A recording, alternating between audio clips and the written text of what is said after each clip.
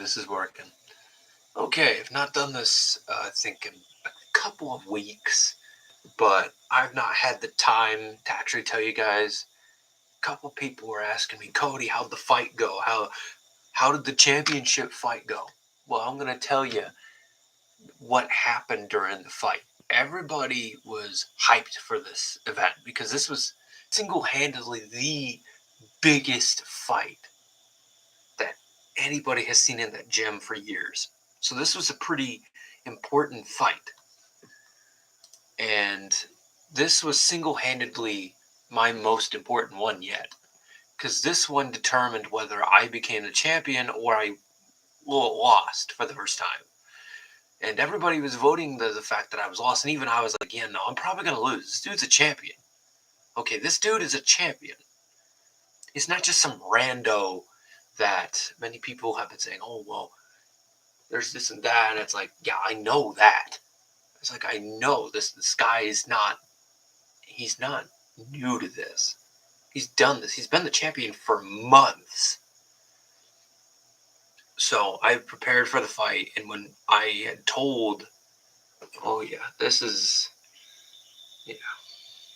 probably hit me hard when it first came in, but on January 17th, just 10 days ago, I had received word that my trainer, Doug Manchester, had a stroke. He had a stroke. He can no longer train me because he had a stroke and he cannot move his legs. He physically cannot move his body. He's basically confined to a hospital bed and physically can't move anymore. So he had told me that let this be a reminder that you've got a gift. Since you have a very good gift, you have power, you have a gift that not many people I come across have.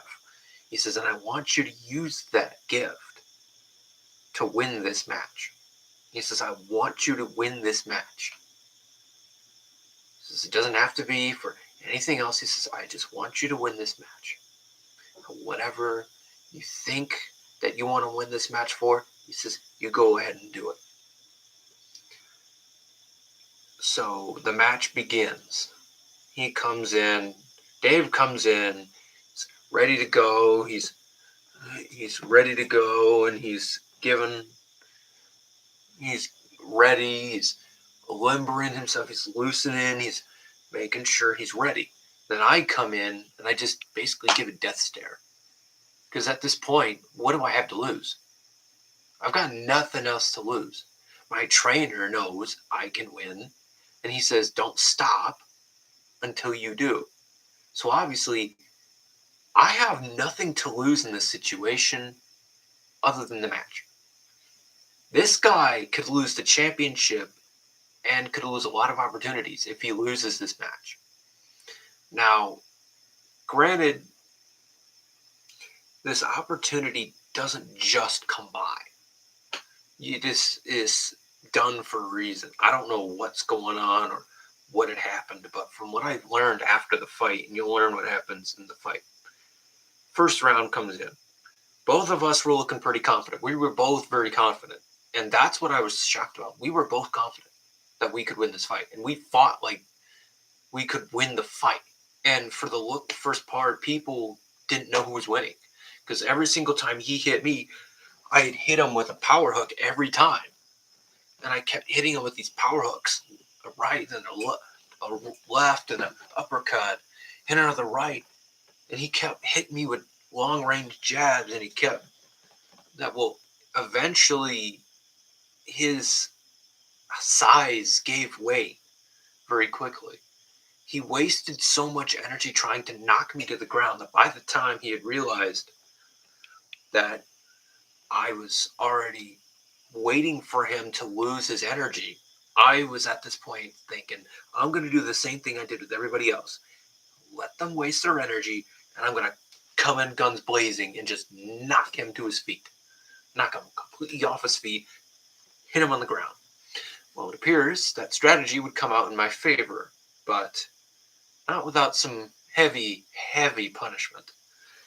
The second round was where everything changed. He was winning in the second round, but it, people could tell exactly when I would win, and it was exactly in round two. Even though he eventually won round two because he already had all of everything there, there was just no way this dude could win in the long run. He knew he was only winning in the short term, but yet again, I wasn't being knocked out. I wasn't even being knocked down. But this hit definitely put me close to being put on my ass. He had come in and he had hit me right here. Now, obviously, my arm had moved, but it didn't matter. All it was doing is pushing it upwards, so where it was easier to move my head around. Basically, he hit me in the temple. And people don't realize how susceptible we are to temple shots. Yeah, no. Temple shots are terrifying. You don't realize they're coming. That's what scared me, is that I didn't see it coming. But I didn't get knocked out from it. Knocked me to the floor, but it didn't knock me out. But what I didn't notice was when he had hit me initially, he hit me with enough force to where my nose started bleeding from my right side. May look like a different side than yours, but this is my right side. I started bleeding from down here. I didn't notice when it started. I only noticed when I tasted blood. That's when I realized this dude hit me that hard. The referee came over, he looked at my nose, realized it wasn't broken. So he just hit me well enough. And he was about to raise his arm ready to cancel the fight when I held his arms down. I said, no, I'm not gonna give up because I'm bleeding from one area. I'm not gonna fucking give up. I didn't come this far just to fucking quit. I didn't give up on anything else. I am most certainly not gonna give up on this. Well, it appears it worked out in my favor. Because the third round, when I came in with rage. I think about it like this. I basically got shit on at my job, shit on because of my trainer being hurt. A couple of my friends, a friend of mine got into a car accident. There was an argument between a couple of people that I was somehow involved in, and it pissed me off. 2 weeks worth of rage built up, and it was unleashed in one round. All of it. I kept hitting him constantly, just kept hitting. I just kept it and I didn't stop. The only time I think I got close to knocking him out in the first 15 seconds of any round was that round. Because first hit, definitely, he felt that one. I could tell he felt that one. His face said it all. You can tell when someone feels something and they give you a certain look that I felt that hurt. And that was the exact look that he gave me because he knew, oh, fuck, he's mad now. Like, no shit, I'm mad. What do you think? What do you think I would be? My life's not going in a normal way, so I'm going to just take all my stress out on you. And it's like, what are you going to do about it? What are you going to do about it? You can't stop me. You can't exactly stop me. At this point, he can. He's out of energy. I practically saved all my energy up until a point where I needed it. And he had no energy. You could probably tell who won that round. It was pretty obvious. But this was also the exact same round that I knocked his ass clean out. And it was so smooth how I did it. I can't believe this worked, to be honest. I expected it to fail because I've done it to people before and I've done it to him in rounds prior, but I didn't expect it to work. Whenever he was coming in for a jab, I always looked at his face. I always looked at his face, and usually you can see the arm movement before the shoulder gets placed right here. So I kept, and when I realized that his arm was going forward, I noticed the trajectory it was coming at. It was coming right here. So what did I do when it was coming this way? As it was coming this way, I ducked down and I uppercutted him hard with the exact same side, this arm, going around for the side, and I uppercutted him to the other side. He didn't see it coming. Why? Because when you're doing this, you can't, if you're looking a certain way, you can't see from this side. And when you can't see an uppercut like this. I can't see this. He never saw it coming. Mix that in with a body shot, definitely like a body shot, how Mike Tyson got in low. Boom. You can't see that shit coming. Not only that, but that's got power behind it. Mix those two together and you have knockout power. That's why Tyson was so good. It's because he was very efficient with his energy. One hit was all it took that round of the uppercut. Man got sent to the floor. Fight was like this. He said, "Nope, we're done." Even his corner was like, "No, we can't do this no more. This man just knocked out my fighter. We can't do this shit no more." So after the fight, I was eventually crowned the next champion for amateur boxing for our gym. I'm now officially the champion for our gym. And I'll tell you what, people always ask, and like, "Oh, I want to be the top. I want to be the top guy." And then that's just one day, and I was already like, "Holy crap." You get bothered all the time. You don't realize you can, when you're the top dude, the dude that has won against everybody else and has that championship title, everyone's gonna swarm around you. They're all gonna ask how you do it. And the problem is you can't argue against certain people, but you also can't just tell them how things work because not everybody's the same. So it's creates this kind of limbo, but also creates this paradox where I want to help them, but I don't know if it's actually going to help them. And if it doesn't help them, I have to find another way. And it's a paradox. You don't, it's just, they ask for help, they ask for advice, but I always ask them, "Well, how's your fighting style? What's your fighting style?" Because people ask for help, but they don't realize that you have to be more specific than just asking for help straight up. You need more than that. You have to ask, well, what do you need help with? Do you need help with your tactics? Do you need help with putting more power into your punches? And I always get these questions with people. But the fight concluded. I was the victor. I was beaten and bloody to a pulp, and I was sore for the next few days. I won't lie, but I knew damn well he couldn't possibly come back. He knew it. As of right now, January 30th, at around 3 a.m. in the morning, I have reasonable suspicion that Dave went back to the UK. I don't know if we're ever going to meet again.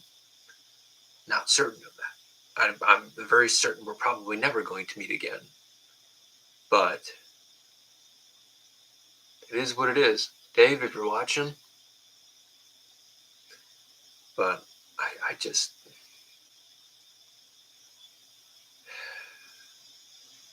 there's a lot of things that people don't understand about this sport. And then when I see people like, "Oh, I like this fighter, oh, I like that," and people wonder, "Oh, do these people actually hate each other?" I'll tell you something. No. Most of us do not hate each other. We're actually good. Most of the people that box are good friends. They only act mean because they take the frustration out of them. And that's because of their career. Like Evander Holyfield and Mike Tyson. They're two people that fought constantly. But eventually they got to be good friends. And many of the people that were boxing are good friends. So it's like people don't understand what boxing really is. It's not just a sport. It gives lessons of life. And now that I'm a champion, still only 3-0, people are wondering, how the hell is this even possible? How did I even do this? And now I'm having people line up and say, I want to fight you next. And I keep telling them, no, you do not. No, you don't. Most people think that they can take a very powerful punch. And there are some people that I know that could very easily.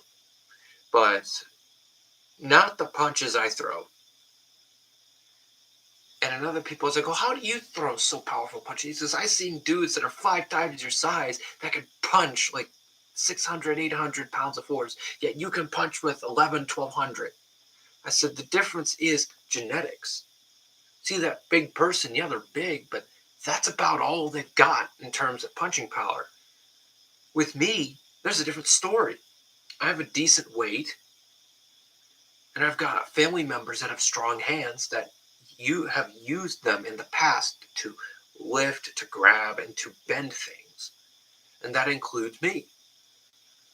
Because I used to be part of something in high school that used to build shit. So I was the main guy that built things. So in a way, I feel like Francis Ngannou just not a handful of things. Like his cover up story, his story is amazing though. If anybody here wants to know who Francis Ngannou is, he is basically the UFC's Mike Tyson. He is so dangerous because of his punching power. The difference is he just can flail his arms and will still knock you out. That's what's terrifying to me. That dude gives zero fucks. Pure, like there is no if or about. Like this dude just does not care. He will knock you out regardless. But the fight ended, and I eventually got out as victorious. Another thing I also want to point out is what happened. Some of the people that I with already knew I got that this happened, but I think it was just 2 days before either that or it was actually the same day that I learned. I think it was the same day that I learned my trainer Doug got a stroke. I think it's the same day. It was just later in the evening when I was out getting gas one night in a speedway, and I got approached by this 17-year-old kid. He asked me, "Hey, can I borrow $5?" And at the time, I was like, "Oh, sure. I don't even need $5 that I have just sitting around in my wallet anyway. It's like, what is it going to do there? It's just going to compile there and wait to be used one day." I was like, if somebody's going to use it, I might as well give it to somebody that's going to fucking use it. That was my mindset, but I didn't understand what was going to happen. But I told him, I said, let me get what I want, and then I'll get you your $5. Well, it turns out he was telling somebody that I owed him money and that he was going to give me money. Well, as it turns out, what I overheard was that he was going to try to do a type of scam where what they do is basically it's like, yeah, you've got my money, and then when you give them the money, they're like, no, ask for more of this. That's what they try to do, is they try to intimidate you to give them more. I didn't know they were going to try to do this, but well, one person did it. The other guy had no reason or suspicion to be anywhere involved in it. But and keep in mind, I still have the pictures from this event. I'll post them. If some of y'all don't believe the story, I will post a picture of what happened to my lip or what happened to me during that fight. I will actually post it. I'm not afraid of posting it. So if you do want to see it, tell me. I will post it. I'm not afraid of posting it. But I went outside and I said, no, I don't owe you shit, man. I said, look, I don't know what you just told him. I said, but I don't owe you money. You asked for $5. And this was and what happened next was kind of a mistake on my part. And I realized that because most people are like, oh, well, how did this happen? It was in the hood. Yeah, it was in the hood. So people are like, how the fuck did you stay that calm and do that type of thing in the hood? I said, because I fucking work there. I work in the hood. It's a normal occurrence to me every day. I don't, look, I don't fucking fear the hood, and I don't fear people that try to act tough. I don't fear people. I fear ideas and I fear motives. I don't fear people themselves. It's like I don't fear man. I fear the incentives of man. You could be the biggest and strongest guy in the world, but if you don't have the incentive to fight anybody, no one's going to fear you. But some people don't want to be feared. Some people just want to be nice. Some people just want to live their normal lives and not have to be feared. And that's fine. I actually recommend people to live like that, because if no one fears you, everyone will want to talk to you and better understand you rather than have to fear you. That's what I don't understand about my generation. It's like, oh, I want everybody to fear me because I'm a gangster. Like, no, you ain't shit. I know very certain some of the people are watching this that try to act all gangster, like, oh, I think I could beat him. Oh, really? Well, I'm going to tell you what happened with the person that did that. I'll tell you. It didn't end very well. So, this guy, after I told him he's not getting his money, I thought he walked away. I opened my door, I kept it open, I kept 1 foot out. That's important for a reason. And I really wish I did not keep that foot out, but I did. So the end result was what was coming. This kid goes around my vehicle. I didn't know this. I didn't see it. He opens the vehicle. He sucker punches me right here on the lip. Right? Right on the lip. And what happened? Well, when I post, if someone asks for the photo, it'll show you the damage to my lip, what he did. But he had punched me and he tried to drag me out. Obviously, I was bigger than him, so that didn't work. I just used my powerful arms, just pushed him away, got out of my vehicle, and then I raised my arms. Obviously at this point I knew I won already. Because this kid was holding his arms down. Like, why? If you're going to have a fist fight with somebody, why would you hold your arms down like this and act like you're going to do that? Like, no. You're giving him a free shot. It don't matter how fast you are. You're going to give me a free shot. You're an idiot. So, for some of the people who act tough, if you're going to act tough, do not lower your arms during a fight. You're a retard if otherwise. Because here's what happened to the kid when he got hit. I had hit him dead square right here. This bone fractured.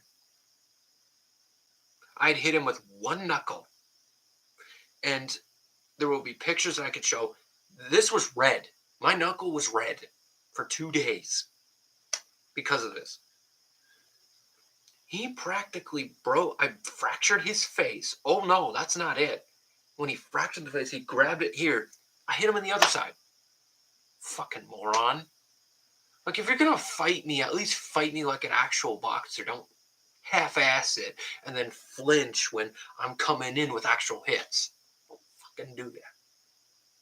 And most people are like, well, how did you fracture this? Really? One knuckle. All the pressure of a punch on one knuckle. And when you hit just right, you can break the knuckle without hitting it. You could break this cheekbone without hitting it. You just gotta hit it with enough force. And it's not hard to do. You'd be quite surprised. All it takes is like 300 joules of force in a proper place.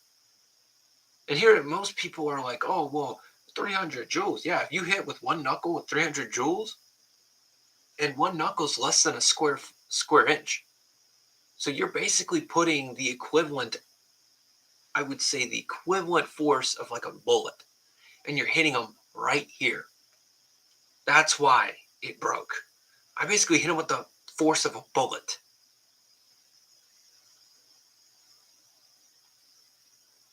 And that's the thing. 300 joules is low, even for that hit. It was likely around 1,000 pounds. So I would say about, I'd say 600 joules. So it was about double, close to double that. So mixing that in with how much force there was, I knew immediately that dude's jaw, if I had hit him anywhere else, I'm certain I would have broken either, I don't know, but I know the situation because after I'd hit him the first time and I hit him here, I didn't, he's lucky this didn't break either. I don't know how it didn't break, but it didn't. He was red over this side and it was swollen, but it didn't break. How the fuck did this break when I hit it harder here? I don't know. But human anatomy is weird. But the third punch was the final one. I had hit him dead square in the chin, but I didn't hit him with one knuckle. I hit him with the whole thing. So I overall hit him it was kind of more like a slap this time rather than an outright crack of a punch. I did it because I wanted to knock him down or knock him down for the count. Well, what I didn't know at that time was he was sidestepping. Oh, some of the people that are very squeamish are going to know what happens next. When you sidestep, there's a certain way you move your leg. He sidestepped, and rather than just letting his body fall to the ground, he tried to catch himself.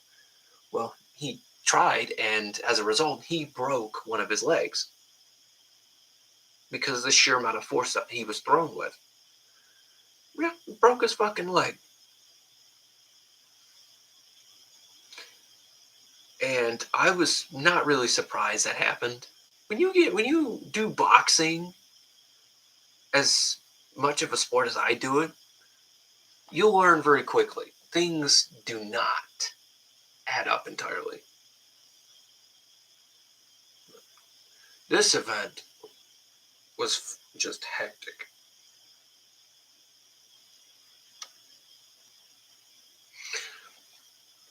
But no, it turns out this is not the only event that occurred. As it turns out, I had another event. I haven't actually told my coworkers this because I don't want them to fear that I was going to be hurt or something. I don't want people to think that I'm in danger, even though I know I can be very easily in danger. But the problem is, I have to deal with these things myself. I can't ask anyone else to help me with this.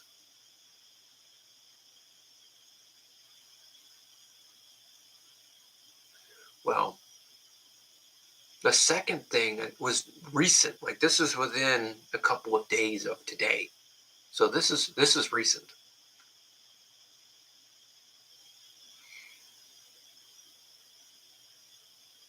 I think this was Thursday. I was out with a couple buddies of mine. I wasn't doing much other than out with a couple friends of mine from college. We were going out to this place and we were just being college guys, right? And for those who know college guys, we're young, but I wouldn't say I'm stupid or I didn't act stupid. Even though I'm young and I act crazy, I don't act stupid. And that's the difference between me and the other guys. It's kind of like, oh, well, why don't you do this? I said, I can wait. I could literally wait for a couple of months and be able to do it legally. Like, oh, we smoked the cigarette. No, dude, I could just wait a couple months and I'll be able to do it. No problem. I won't get in trouble for this shit. And that includes drinking. It's like, just let me wait. I don't care. If I survive alcohol this long, I think I could survive it for a couple more months. You know what I'm saying? And that's how I look at the situation. And I just have this southern kind of look at it. Like if I have never used it before, why the hell do I need it now? Unless there's a specific reason why I need it, I don't need it.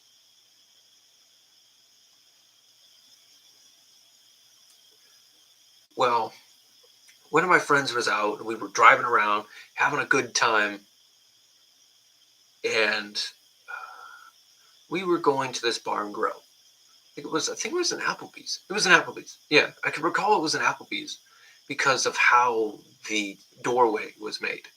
It was close to like the edge where there's this pillar, and then there's one door here, and then there's another door here. And this is like the inside. Like we came in and we were going to seat ourselves down because we were going to talk about a presentation that we had to do recently for one of our college classes. And we were all part of the presentation. Well, we sat down, and this was close to, I don't know. I don't know the exact location it was in, but I could tell you it was around Perrysburg area ish. Somewhere around there. It's not near where I live, and thankfully it wasn't, because that would have been worrying.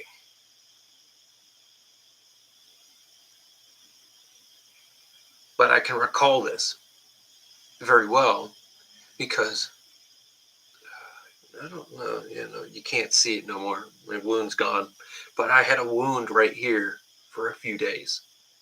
There's a reason why I pointed and I looked directly at it for a reason, because I had to use this hand to do something I'm not really proud of. But there's a lot of things I'm not very proud of, but I have to deal with them because it's a part of life. Luckily, I didn't have any repercussions. So, oh yeah, no repercussions. The reason why I wasn't at fault. So, at the end of the day, I was fine. I didn't really care. They just told us that after we're done to leave, and I was like, okay. But what happened was one of our friends accidentally pissed off this guy. I don't know how this happened, but we were talking and discussing things about the presentation. One of our friends brought his laptop. The guy was like, "Hey, could you knock it off?" The guy was like, "Hey, could you knock it off? My wife and son and I are eating." And we were looked at him like, "What?" I said, because he says, "Okay, well, let me be more clear. Shut the fuck up, because my family and I are eating." And I was like, "Whoa, dude, calm down." It's like there's no reason to curse, let alone in front of your kid. There's no reason to curse in front of your kid over this. No reason at all. None. Zilch. Well, he found it to be very, how do I say this? Very infuriating that I decided to somehow snap back at him, or whatever he believed in his mind, that I was fighting back. Like, I just told him, "Hey, could you calm down? Like, we're not doing anything illegal here. We're not doing anything that we can't do anywhere else. We're only doing this here because it's lunch and we just want to talk with the presentation." So, and I was not actually any louder than I am now when I was in that situation. So keep that in mind. I'm louder now than I was then. And me personally, I go by the ideology of speak softly but carry a big stick. Basically, speak softly, but when shit gets real, I'm always prepared. Now, here's the one thing that I don't have any weapons on me at this time. And you can't exactly bring switchblades into an Applebee's. That'd be funny, because then, well, but at the same time, I'd also be arrested. So I was unarmed. So the guy obviously is like, "Dude, I'm not," he says, "Kid, I'm not playing with you." And I said, "I'm not even doing anything." I said, "I'm like the one dude that's been quiet this whole time. Why am I being taken this out?" And even the wife's like, "Honey, you can calm down." And she even said, she was like, "Honey, calm down." So what happened next was definitely avoided. And this guy should have just said, you know what, I'm sorry. I didn't mean to come off as rude. He could have. And the wife's like, oh, he's just had a rough day. It's like, if he just says, yeah, I just had a rough day, could you at least keep it down? It would have been like, sure. It's like, we don't mind keeping it a little bit down. We're college students. Sure, we're going to be a little noisy, but at the end of the day, we're not mean. But if you do yell at college students, be prepared for some of them to yell back at you. Even though I was very polite, two of my colleagues were not so polite. So, I don't even know what to say, because this shouldn't have happened. But the guy was like, all right, he says, I'm done playing with you. So he stands up, right? He stands up, walks over to us, and he says, get your asses out of here. Keep in mind, this guy did not own this place. But definitely none of us wanted to go against him. None of us wanted to actually fight him. Now, I will give granted, because this dude was pretty big. From what I've seen, he's like 220, but he was also 6'7". He was fairly well built, fairly well built as a guy of that size, but he was a little lighter than I expected. And I was like, but that didn't matter, because the situation that happened was, he said, hey, get out of here. And obviously, they didn't know I was a fighter, let alone somebody that knew how to fight. I didn't say anything, and I didn't do anything at that moment. I generally don't like to fight outside of the parameters of a boxing ring. Someone that knows me very well is like, I don't like fighting. But if I have to, I take hits for something that I believe in, I will do it. But what the guy shouldn't have done was try to touch one of our colleagues' laptops. And this guy was like, what are you doing? Give me that. And he tried to grab it. I brushed his hand off. I said, don't touch that. Obviously, everyone's like, oh, because they just watched me do that. And he says, what are you doing? And I said, protecting one of my colleagues' property. I said, you got a problem with that? Yeah, do you? Do you?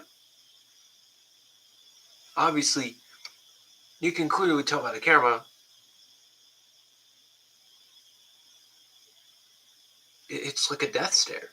You give someone a death stare, and you do not change emotion, and you speak to them without changing emotion, you'll freak them out, because most people can't do that. You'd be quite surprised, and I want to challenge people to do that. I want everybody that watches this video, look yourself dead in the eyes in a mirror and try to do it.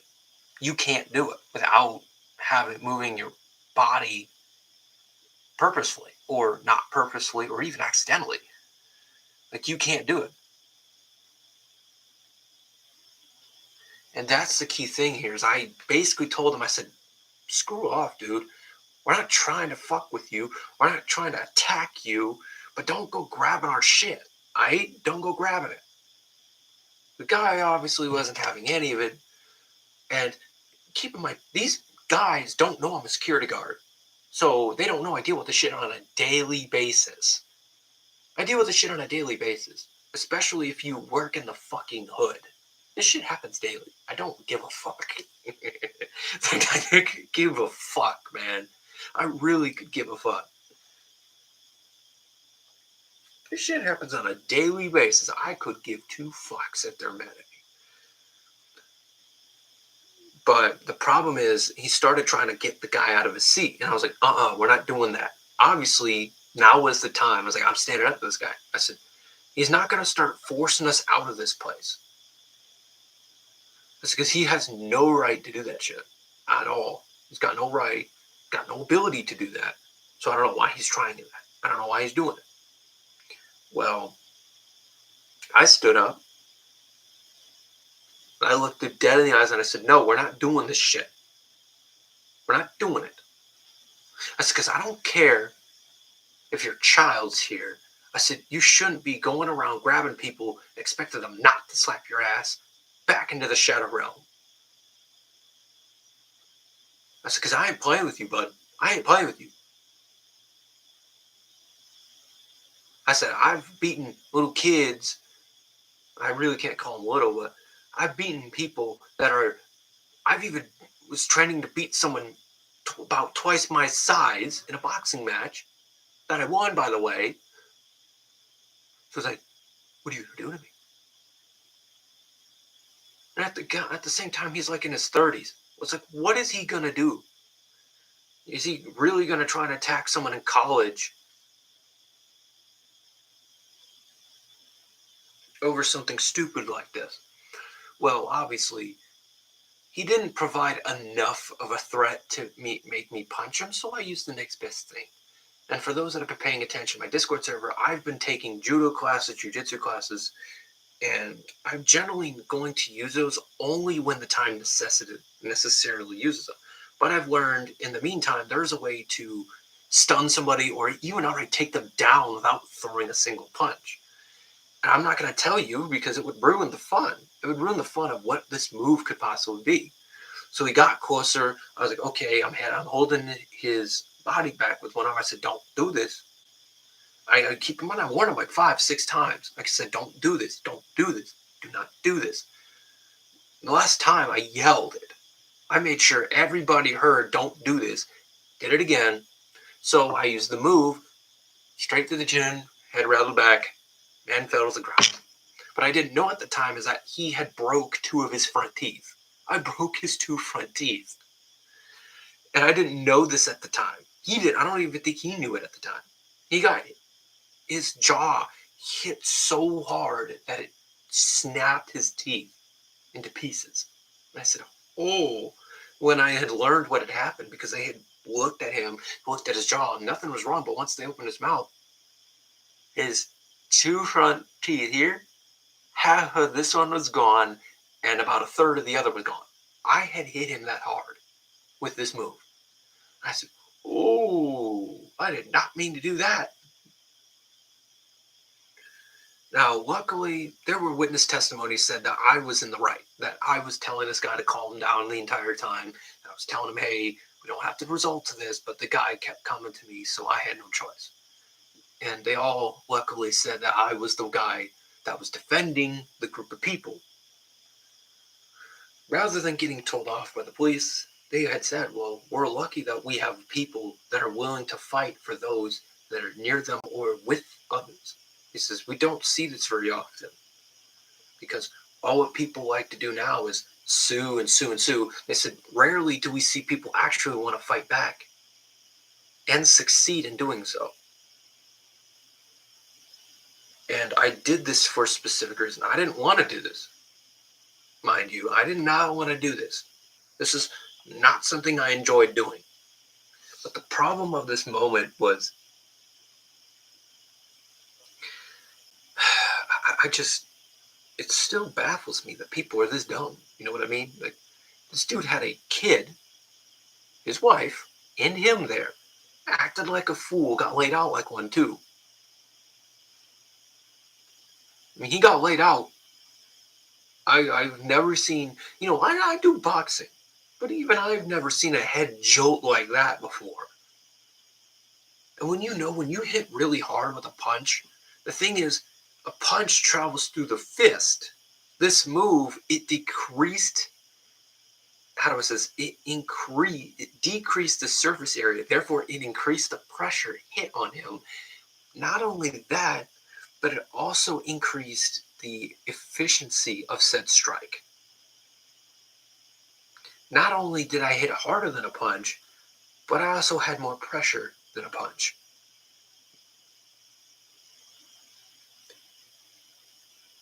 Yeah, I knew this was gonna happen. I knew he was gonna get knocked out from it. I've seen guys just like him that Mike Tyson hits once in the jaw, down they go. I probably would do the exact same thing too. I probably would. Either that, if I get somehow lucky and survive a shot like that from Tyson, if I manage to do that, I'm playing the fucking lottery. Yeah,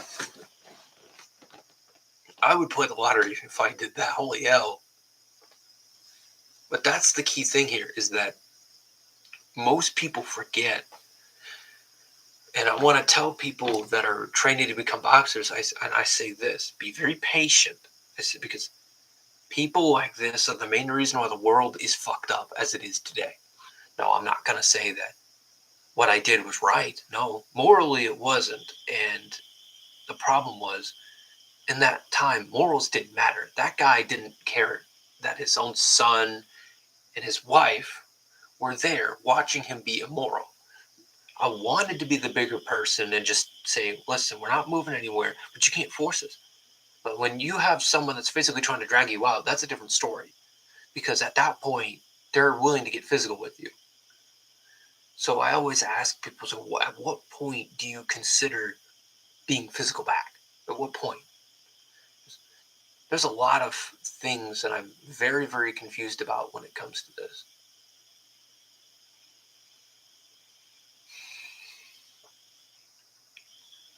Now, I'm not certain whether this video is going to be, well, not a video, it's a live stream, but I'm going to try to see if I can get some of the people in my Discord, and we're going to try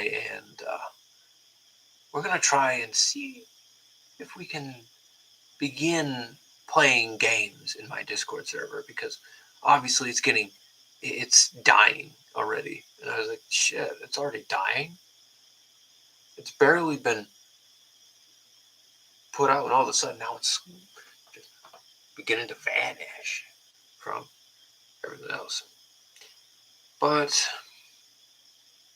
the lesson that this teaches is you must be prepared for when things that you don't expect to happen. And don't just trust in the fact that, oh, I bet I could take this guy on without having any experience. Like, no, don't do that shit. This isn't a game. This is not a game. And you don't know what that guy does. You don't know what that guy has. You don't know shit. That, to me, is the worrying sign. Because what that teaches me is there's there's no way at all. You can't prevent a fight if one person wants it. You can't prevent that fight.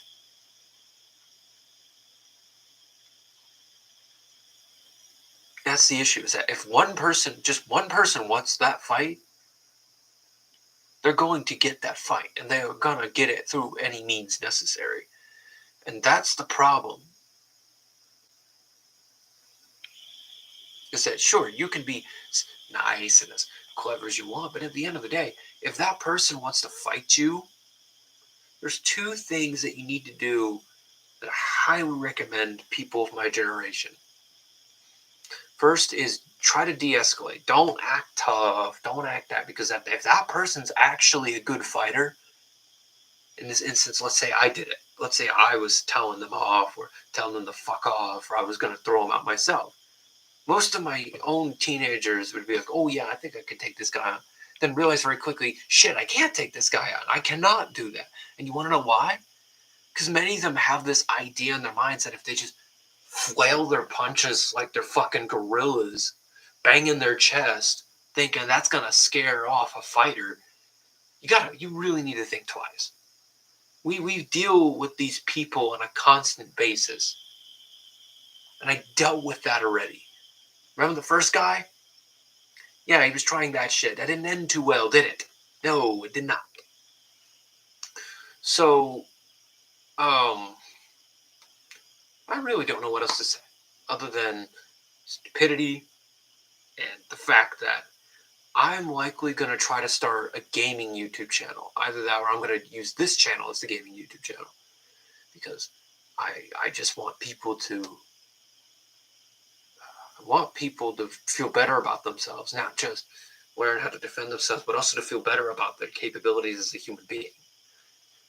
And yeah, there's a few things I also do want to discuss before this video or this live stream's over. One of the things I wanted to discuss was the potential issue going on.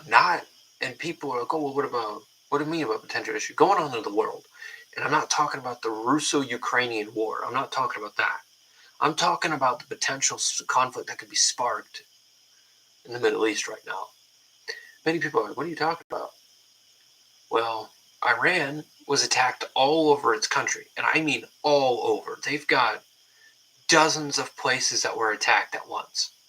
So they knew this is a coordinated attack. And people were like, oh, well, it could have been an earthquake. I said, yeah, that doesn't explain dozens of other attacks too. An earthquake happens in a specific area. It doesn't happen all across the country.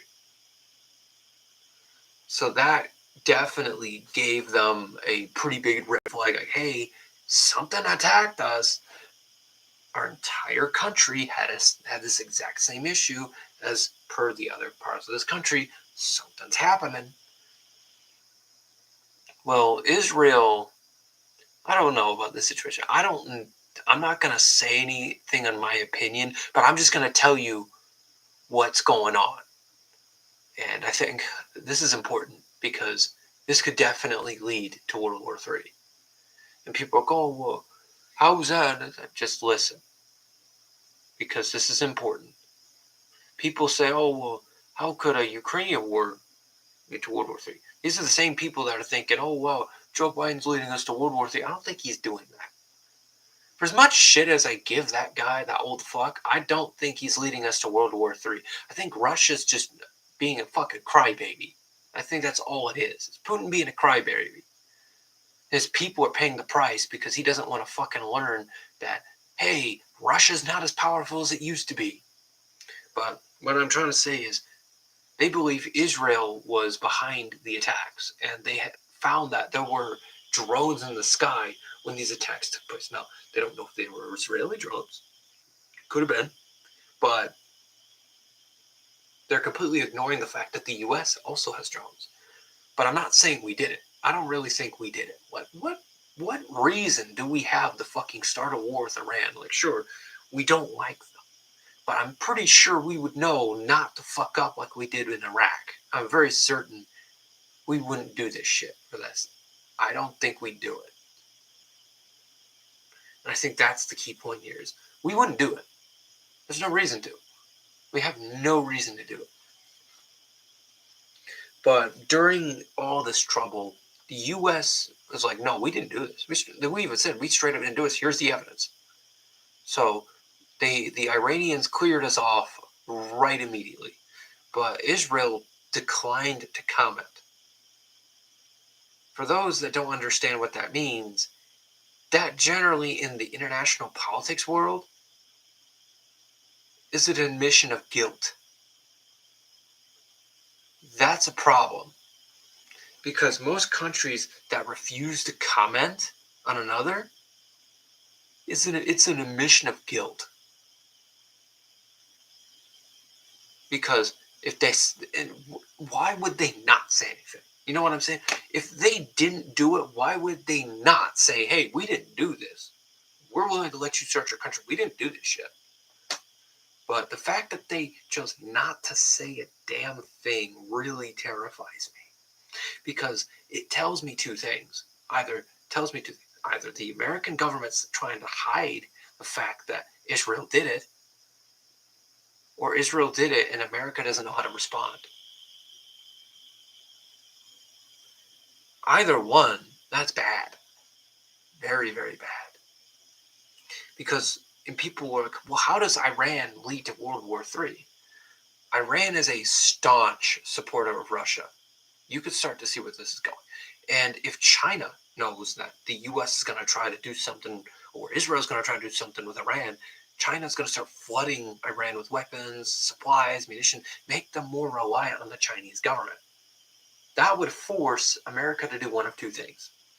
Attack Iran and basically say, fuck it, and possibly risk World War III, or I'm pretty sure at that point it would be World War III, because Iran supports Russia, and Russia would be very angry that the West is doing this. Putin would consider it as an act of war. And at this point, he's got to do something about it. Either that or China gets involved. And I really don't want to see what China can do, because they're the second greatest world power. I'm not willing to test to see if they're willing to fight us for that. And that's the key issue. I just don't trust our government enough with the situation. But if NATO took advantage of the situation, said, hey, we could do something with Iran out of this situation. But what I'm really worried about is if America takes an approach to where we do something, we get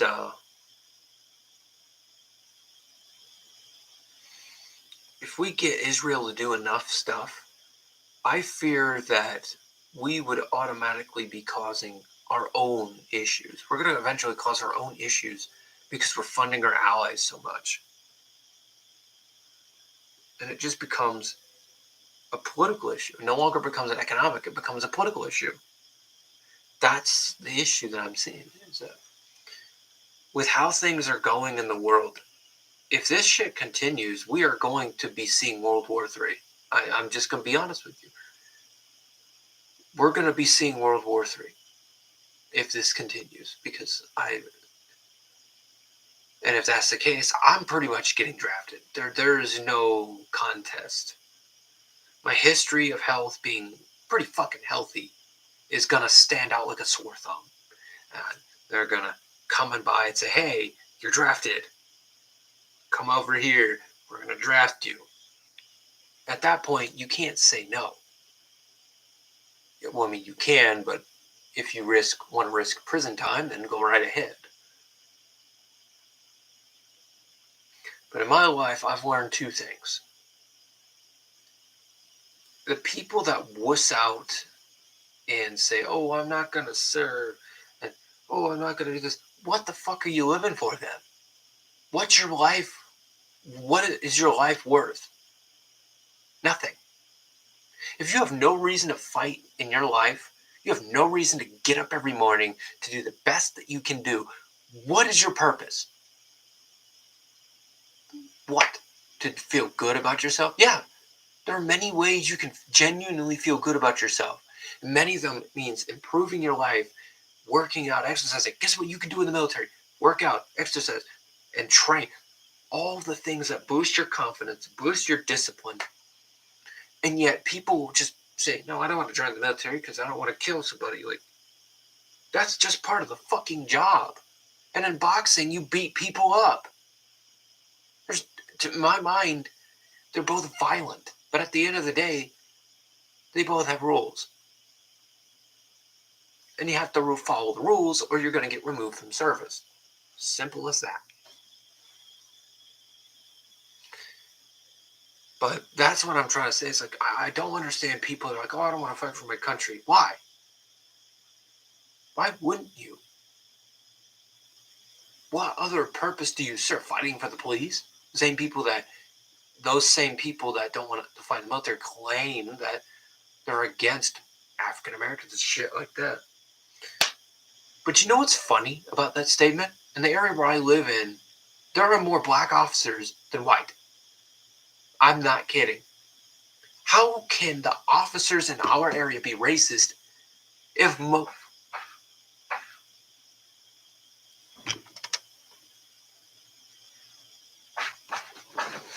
hold up.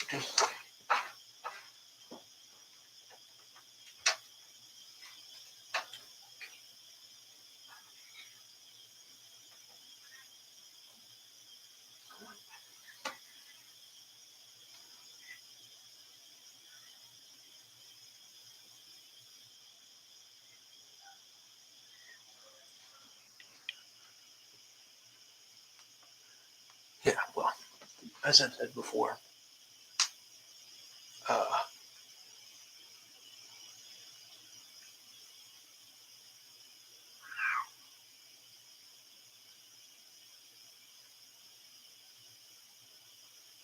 as I've said before,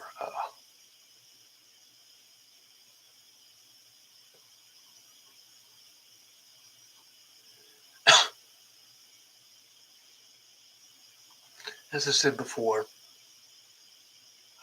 what was I talking about again? I fucking forgot. Oh, yeah, reasons to fight. If you're not going to improve yourself, what is the purpose? What's your purpose? The goal of life is to risk, suffer, and eventually pay off from it. Especially if you're a guy. That's the problem that I don't understand. Is like, most of the guys are like, oh, I would never serve in the military. I don't care how much you're paying me. And I really hate those types of people. And I said, so you wouldn't, so what happens if, let's say, a group of countries invades the US and our military gets overwhelmed, our civilian population doesn't want to fight? You're just not going to fight? These are the same types of people that are voting in our elections. Keep that in mind. I'm getting old enough to the point where it's like, I just don't give a fuck about death. At that point, it's like, I just don't care. But that doesn't mean it's from depression. I think it's more the fact that I just don't fear it anymore. When I was younger, I always feared like one day I'm gonna die, and now it's like whatever. To me, it's kind of like I really don't give a fuck. And for those people that don't care about much in life, you know what I'm talking about. You just don't really care all that much about dying anymore. But that doesn't mean you are afraid, or even if you're not afraid of dying, that doesn't mean you're depressed. Those people are still afraid of dying. The difference being the people in depression, they need to help themselves, and that's the issue. Similar to those people, you need to help yourself. If you have no reason to get up in the morning and do your best at whatever you do in life, what is the purpose of you waking up in the morning?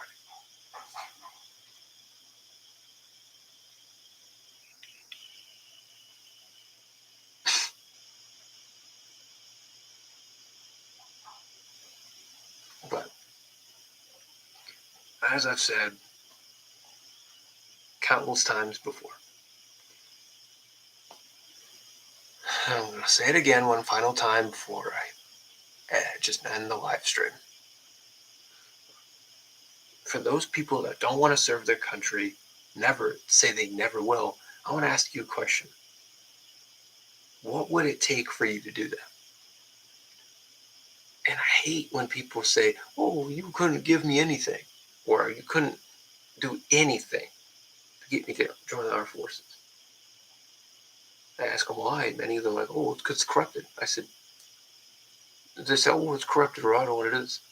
I said, many of the things that you do in the military, you do in normal life. The difference, there's a few differences. But the problem is people don't understand what the military really does. They think it's like, oh, well, I fight in these countries and do that. Yeah, that's part of it, but that's not all of it. There's a lot more to the military than just fighting. It's serving. That's the main goal. And I hate when people say that, but less than 10% of our actual military is out in the world. Less than 10%.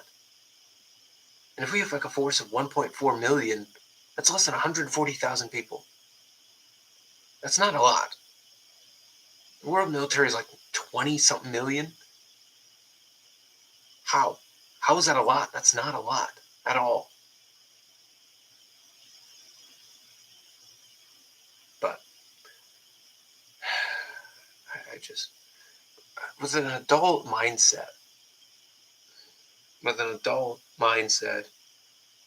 being an adult myself, almost one of drinking age, in fact. I'm getting old. I'm getting a bit old. But what I'm trying to say is, um, I would be very surprised at the end of the day. At the end of the day, just find something you're willing to risk your life for. I said because the best way to begin something is to risk something. The best way to gain something is to risk it. And I'm going to say that to the day I die. The best way to gain respect is to risk it. The best way to learn a new skill, risk it. You have to take risks in life. And as Andrew Tate says, life is like a game of chess. You must know when to move the pawn before you can move the king. You must know when to play your first weak steps in order to start moving the king, you moving around to make sure you get everything right. But as I said time and time again, that will be up for debate. As of now, I'm going to end the stream at 1 hour and 6 minutes. Wow. Well, I'm going to end the stream. Hopefully, I'm going to actually sleep. And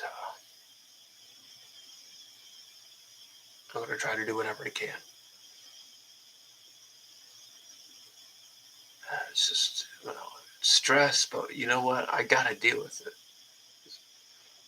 That's all life is. It's stress and the things that try to bring you down. But the issue that I still have in my own generation is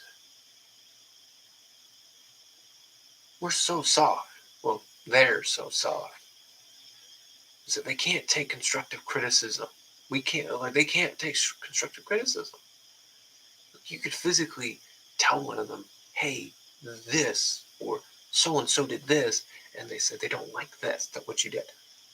They'll cry in their, go to a corner and start crying. I'm not kidding.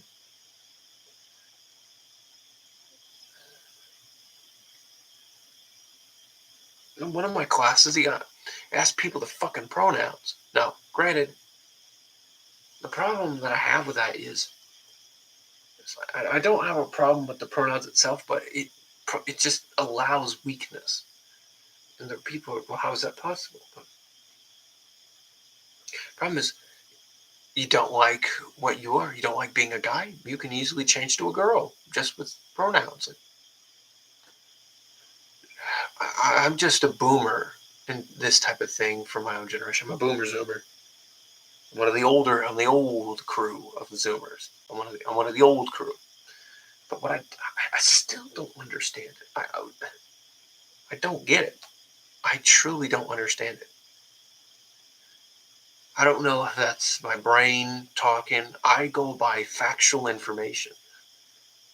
So to me, hearing the words, oh, well, they're a they, them person, and I'm like, are you a man or a woman? I don't. It's like, what are you biologically? A man. I'm going to call you as he, him, because you are biologically a man, and I go off of facts, not your feelings. And then they're like, oh, how could you do that? Then I'm offended. Like, dude, I'm offended that people yell at me, get in my face, tell me I'm nothing every day. But you don't see me bitching about it, do ya? It's like, I hate those types of people. They can't handle their own skin. They can't do shit by themselves. They have to ask someone for help. But many of you understand. I'm just not a normal person. But at this point, I've learned to accept that I'm not a normal person. And rather than change who I am, I try to see where my boundaries are and then to see if I need to change it, I'll change it. But if I don't need to, I'm not going to do it.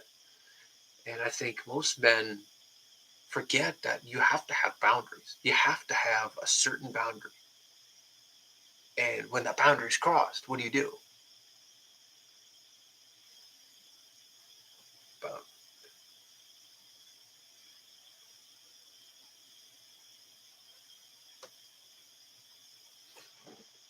Damn it, I probably should stop ranting while I'm ahead.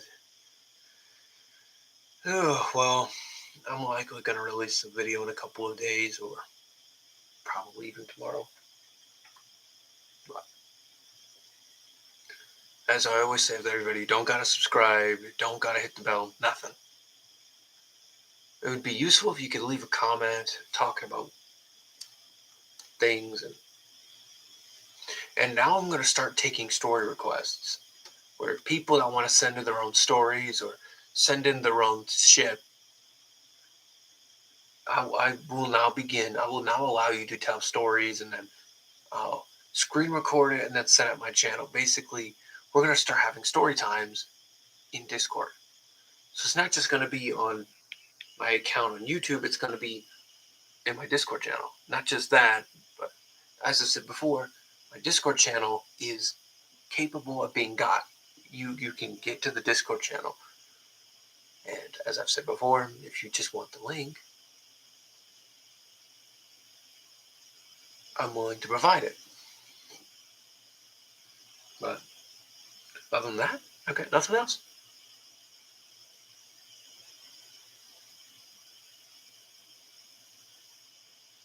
I will see you all the next time another live stream has been